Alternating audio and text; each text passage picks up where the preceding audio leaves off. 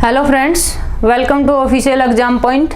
देखिए आज हमारा जो प्रैक्टिस सेट है वो 7 नंबर का है भाई, और इसके अंदर हम वही क्वेश्चन करें, एक टॉपिक को एक क्वेश्चन के माध्यम से एक टॉपिक को कंप्लीट करेंगे यहाँ पर, ठीक है ना। यानी कि 4 या 5 क्वेश्चन है और उन 4-5 क्वेश्चन के अंदर हम हमारे एक टॉपिक को कंप्लीट कर लेंगे। जैसे कि राष्ट्रपति से संबंधित एक क्वेश्चन है तो राष्ट्रपति से संबंधित सारी बातें यहाँ पर कंप्लीट करेंगे। जैसे कि अनुसूची से संबंधित बात है तो अनुसूची के अंदर सारी बातें यहाँ पर कंप्लीट करेंगे। तो वीडियो को लास्ट तक जरूर देखना भाई, सारी की जो बातें हैं ना पेपर की दृष्टि से वेरी वेरी इंपॉर्टेंट है। क्वेश्चन नंबर फर्स्ट है कि भारतीय संविधान की 8वीं अनुसूची में भाषाओं की संख्या है, यानी कि जो 8वीं अनुसूची है ना उस अनुसूची में कितनी भाषाओं को मान्यता प्राप्त है। ऑप्शन दे रखे हैं क्या, 15, 14, 22 या फिर 18। तो इसका सही आंसर क्या है, 22 भाषाएं भाई, ठीक है। कितनी भाषाओं को मान्यता प्राप्त है, 22 भाषाओं को मान्यता प्राप्त है। अब देखो अगर बात करें किसकी, मूल संविधान की, ठीक है। मूल संविधान में कितनी भाषाओं को मान्यता प्राप्त थी, तो 14 भाषाओं को मान्यता प्राप्त थी। वर्तमान की बात करें तो कितनी को है, 22 भाषाओं को मान्यता प्राप्त है। अगर बात करें क्या कितनी भाषाओं को ऐड किया गया, तो 8 भाषाओं को यहाँ पर क्या किया गया, ऐड किया गया। अगर बात करें भाषा का वर्णन किस अनुच्छेद के अंतर्गत आता है, तो अनुच्छेद कौन सा, 343, ठीक है। कौन सा है, 343। अब ये 8 भाषाएं हैं, ये कब ऐड की गई, सबसे पहले एक यानी कि 15वीं को ऐड किया गया, फिर 16वीं, 17वीं और 18वीं कितनी 3 भाषाओं को ऐड किया गया, फिर कब 19, 20, 21 और कौन सी 22, 4 भाषाओं को क्या किया गया, ऐड किया गया। एक 15वीं भाषा को ऐड किया कब, 21वां संविधान संशोधन के द्वारा, और ये 21वां संविधान संशोधन कब हुआ था, 1967 के अंदर। फिर 3 ये जो ऐड की थी ये कब भाई, 71वां संविधान संशोधन, ठीक है ना।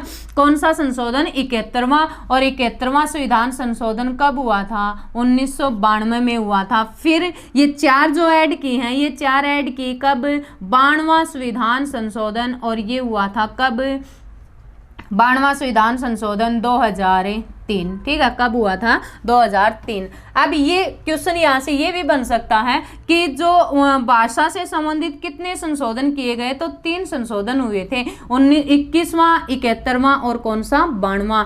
अब यहाँ जो 15वीं भाषा को ऐड किया था ना, ये 15वीं भाषा कौन सी थी, तो 15वीं भाषा ऐड की थी सिंधी, ठीक है। कौन सी भाषा, सिंधी। ये 3 जो भाषाएं हैं, ये 3 भाषा कौन कौन सी थी, तो एक तो है कौन सी भाई यहाँ नेपाली, फिर कौन सी आती है कोंकणी, और लास्ट है कौन सी, मणिपुरी।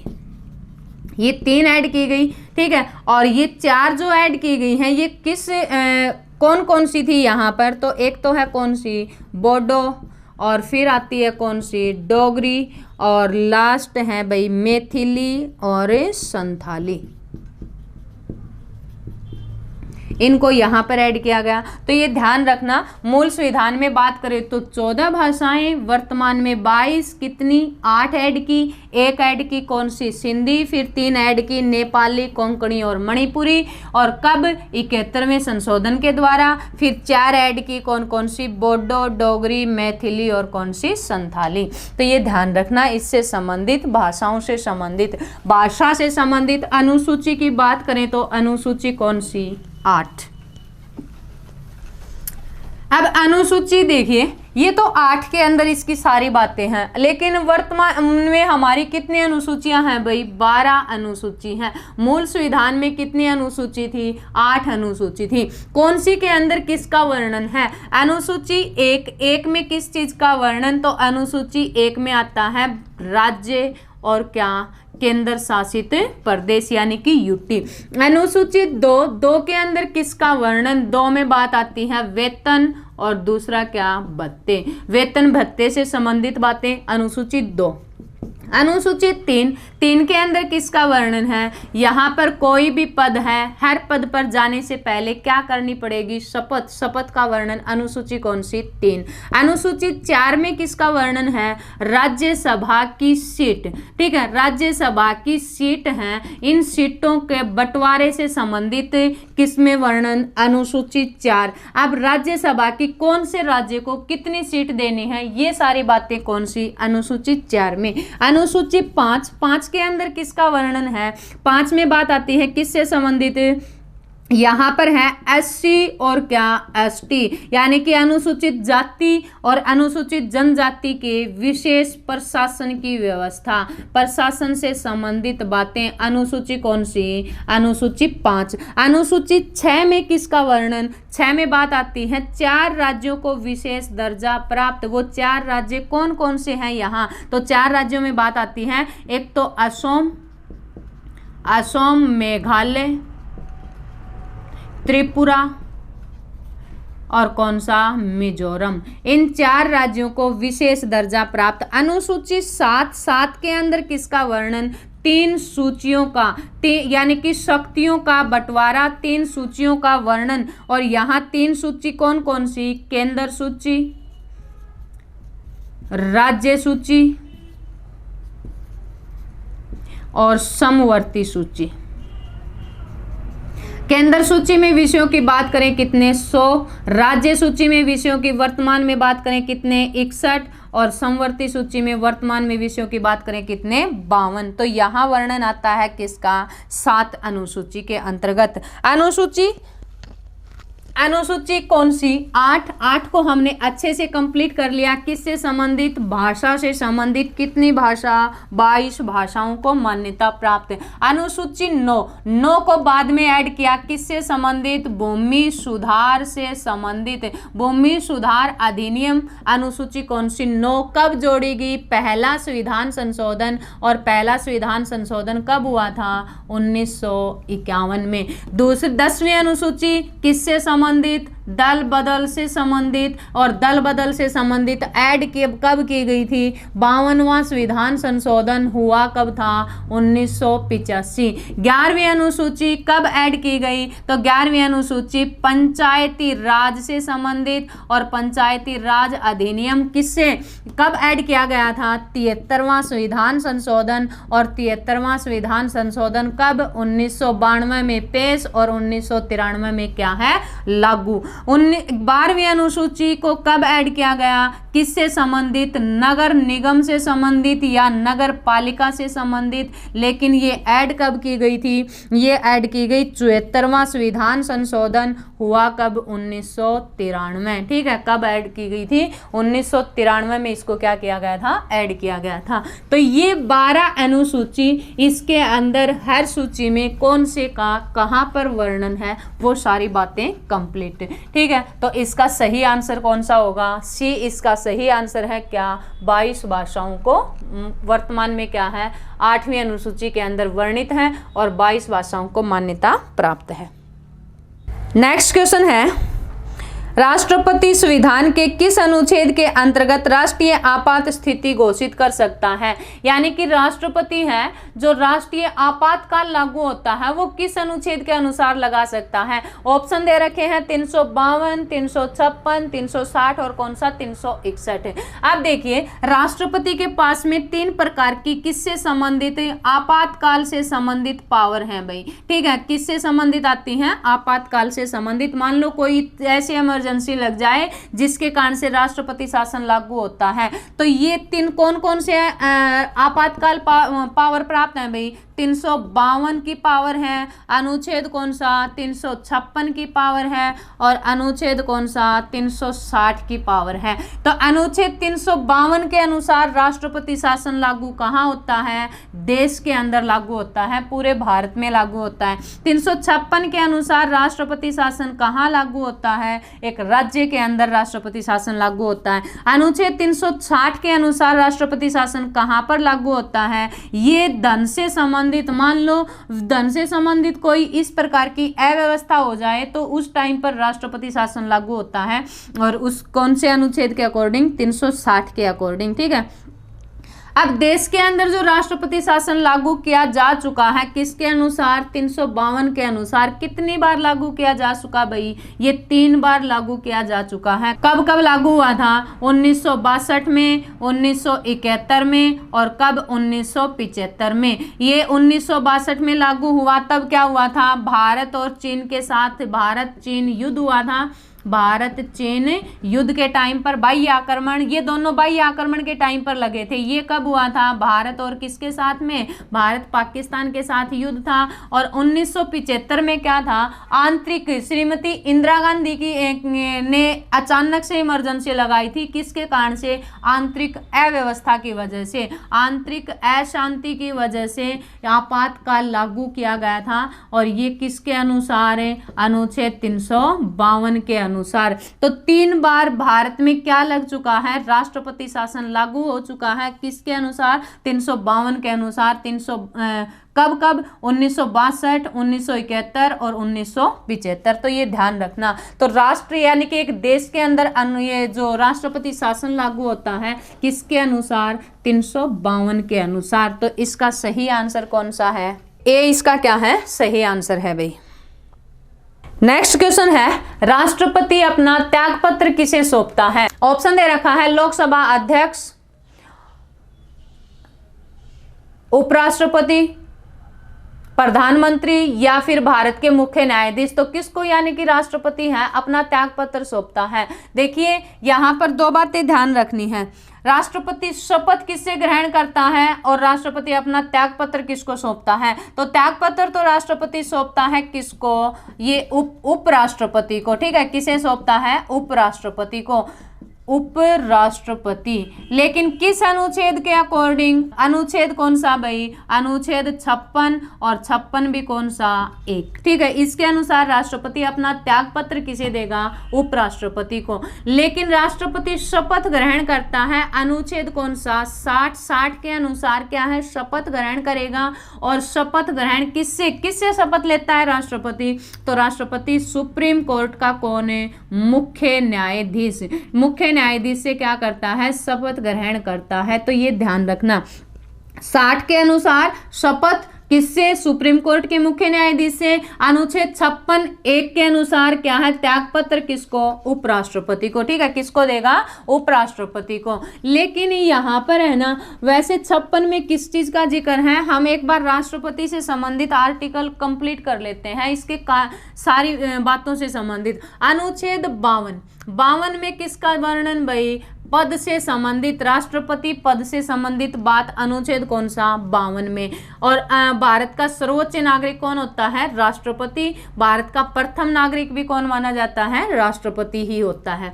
अनुच्छेद 53 में किस बात का वर्णन मिलता है? तो अनुच्छेद 53 में बात आती है कार्यपालिका की। किसकी कार्यपालिका का वर्णन है भाई? यहाँ पर राष्ट्रपति की कार्यपालिका। राष्ट्रपति है वो किस प्रकार की कार्यपालिका होती है? राष्ट्रपति नाम मात्र की क्या है? कार्यपालिका है। वास्तविक कार्यपालिका कौन होता है? तो वास्तविक कार्यपालिका प्रधानमंत्री और उसकी मंत्रिपरिषद होती है। तो कार्यपालिका, राष्ट्रपति नाम मात्र की कार्यपालिका, ये वर्णन कहां पर? अनुच्छेद 53 में। 54 में किसका वर्णन आता है? 54 में बात आती है निर्वाचन की। ठीक है, किससे संबंधित?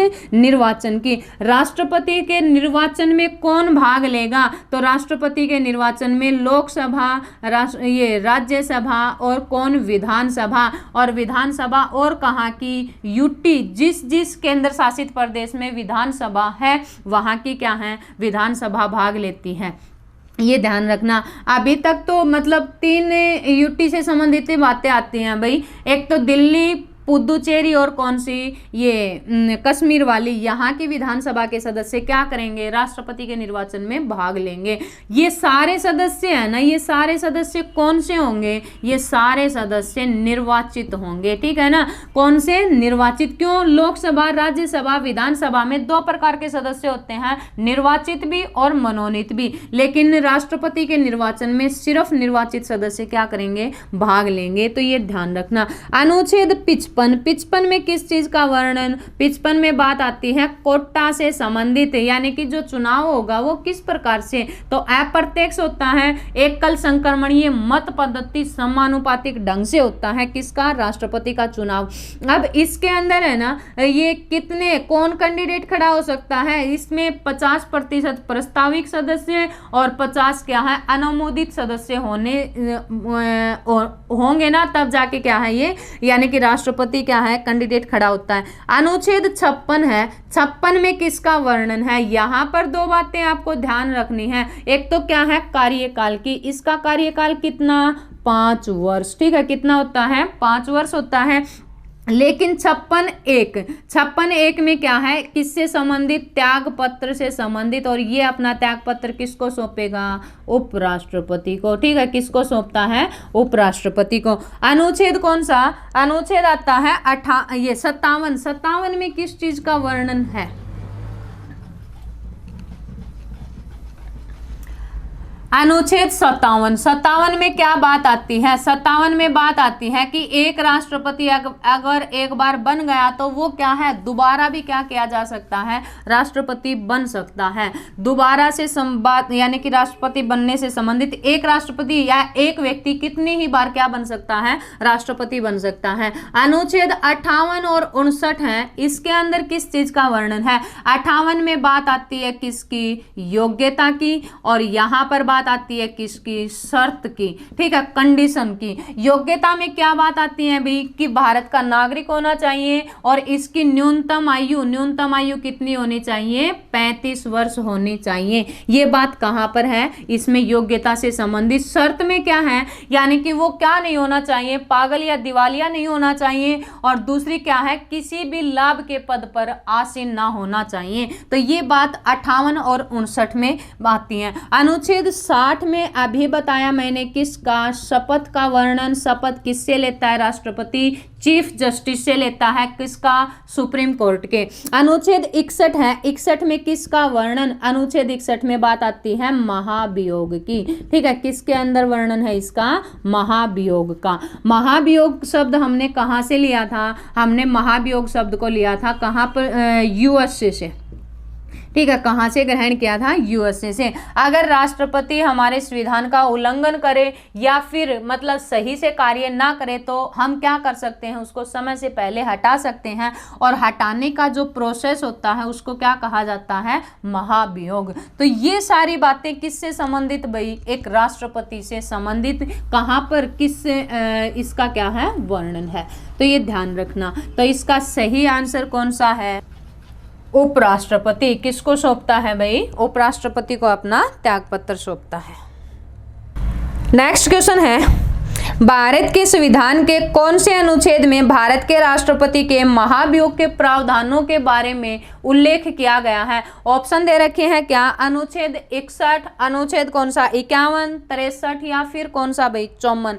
कौन से के अंदर यानी कि राष्ट्रपति के ऊपर महाभियोग का प्रोसेस है जो जारी कर सकते हैं, किस अनुच्छेद के अनुसार कर सकते हैं? तो अभी बताया मैंने आपको कौन सा, अनुच्छेद 61 में स्पष्ट रूप में बोल रखा है किसका वर्णन, महाभियोग का, ठीक है, किसका वर्णन आता है, महाभियोग का। महाभियोग है ना, कौन लगा सकता है कि ये जो प्रोसेस जो जारी किया जाएगा, ये प्रोसेस कौन जारी करेगा? तो महाभियोग कौन लगा सकती है भाई, संसद इस महाभियोग लगा सकती है, किसके ऊपर, राष्ट्रपति पर। संसद के कौन से सदस्य भाग लेंगे इसमें, महाभियोग का जब प्रोसेस चल रहा होता है तो संसद के निर्वाचित सदस्य भी भाग लेंगे, और दूसरे कौन से, मनोनीत सदस्य भी इसमें भाग लेते हैं। यानी कि संसद के कौन से सदस्य, संसद के सभी सदस्य क्या करते हैं, इसमें भाग लेते हैं जब महाभियोग का प्रोसेस शुरू होता है।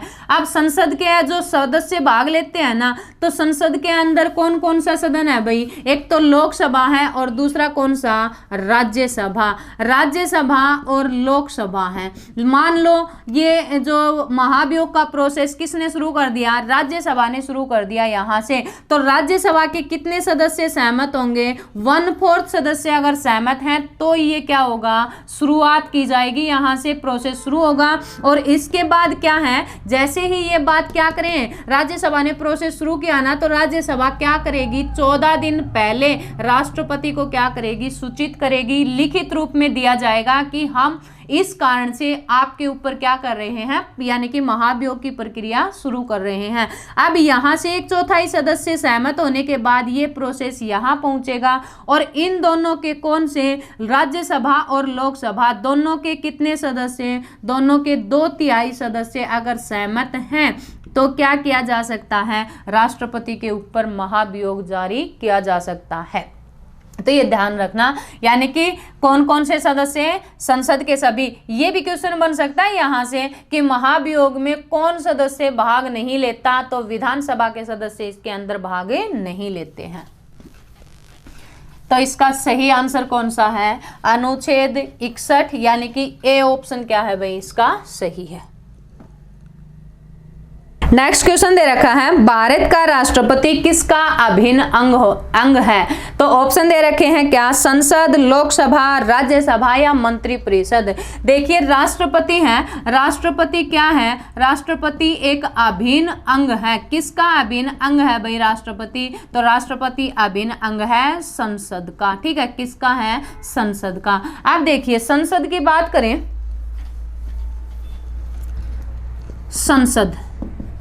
संसद का जिक्र किस अनुच्छेद के अंतर्गत आता है, अनुच्छेद कौन सा, 79, यानी कि 79। इसमें किसका, संसद का वर्णन। संसद के अगर क्या भाग की बात करें या फिर सदन की बात करें, तो इसके सदन कितने हैं भाई, संसद के सदन तो आते हैं कितने, 2। ठीक है, और संसद के अंग की बात करें तो अंग कितने आते हैं, 3। संसद के 2 सदन कौन कौन से हैं, एक तो राज्यसभा और दूसरा कौन सा, लोकसभा। राज्यसभा और लोकसभा 2 क्या हैं इसके सदन। और अंग की बात करें तो अंग 3, एक तो राज्यसभा, लोकसभा और तीसरा कौन सा, राष्ट्रपति। ठीक है, कौन सा आता है, राष्ट्रपति।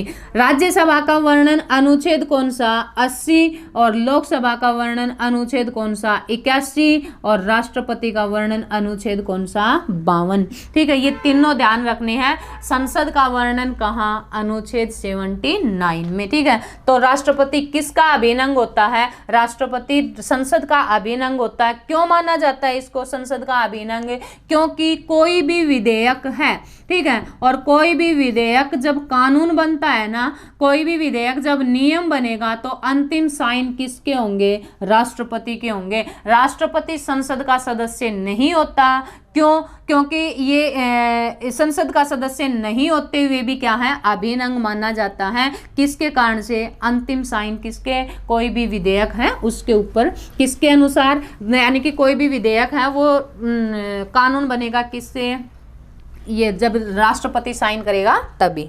तो इसका क्या है, ए इसका सही आंसर है भाई। नेक्स्ट क्वेश्चन है, भारतीय संसद के अपर हाउस को किस नाम से जाना जाता है। ऑप्शन दे रखे हैं क्या, senate, Rajya Sabha, house of Lord या विधानसभा।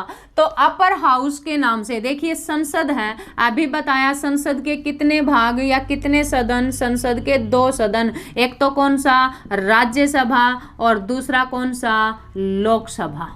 ठीक है, राज्यसभा और लोकसभा। अब जो राज्यसभा है इसको क्या कहा जाता है, इसको अपर हाउस बोला जाता है। ठीक है, क्या कहते हैं, अपर हाउस। और जो लोकसभा है इसको बोला जाता है क्या, लोअर हाउस। ठीक है, क्या कहते हैं, लोअर हाउस कहा जाता है। इसी को ही क्या बोला जाता है, उच्च सदन।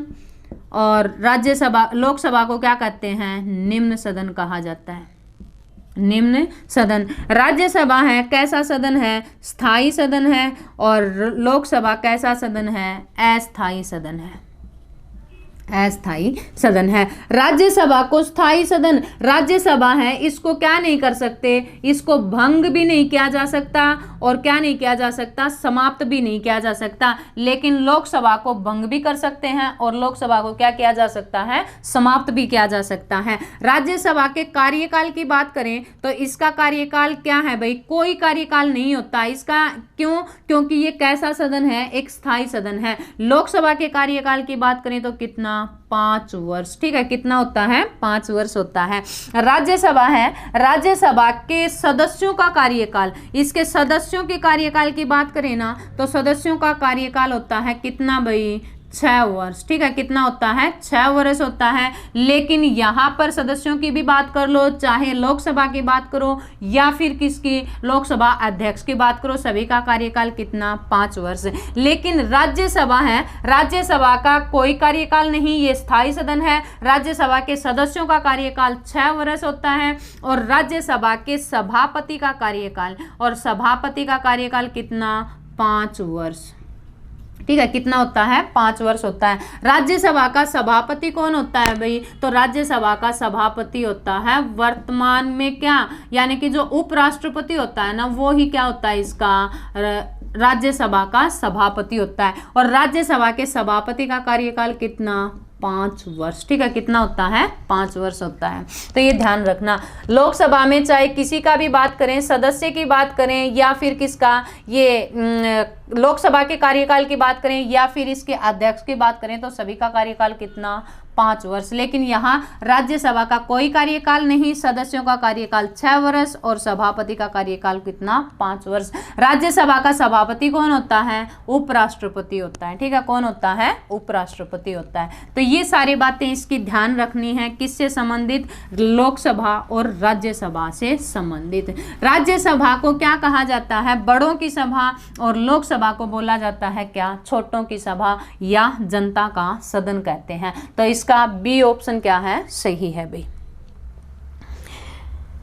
और इससे संबंधित है ना, राज्यसभा, लोकसभा या संसद से संबंधित हम अच्छे से एक वीडियो कंप्लीट करेंगे, उसमें सारी बातें करेंगे कि कौन सी में, मतलब इसमें राज्यसभा में कितनी सीटें हैं, लोकसभा में कितनी सीटें हैं या कितने सदस्य हो सकते हैं, वर्तमान में कितने हैं, और आगे यानी कि कितने आगे कितने 2025 तक जो नॉमिनेट है ना, वहां तक कितने हो सकते हैं। तो ये सारी बातें है ना, एक वीडियो अलग से संसद से संबंधित कंप्लीट करेंगे भाई। वीडियो अच्छी लगे तो लाइक करना, शेयर करना और चैनल सब्सक्राइब जरूर कर लेना, ताकि हमारी हर वीडियो आपके पास में पहुंचती रहे। Thank you.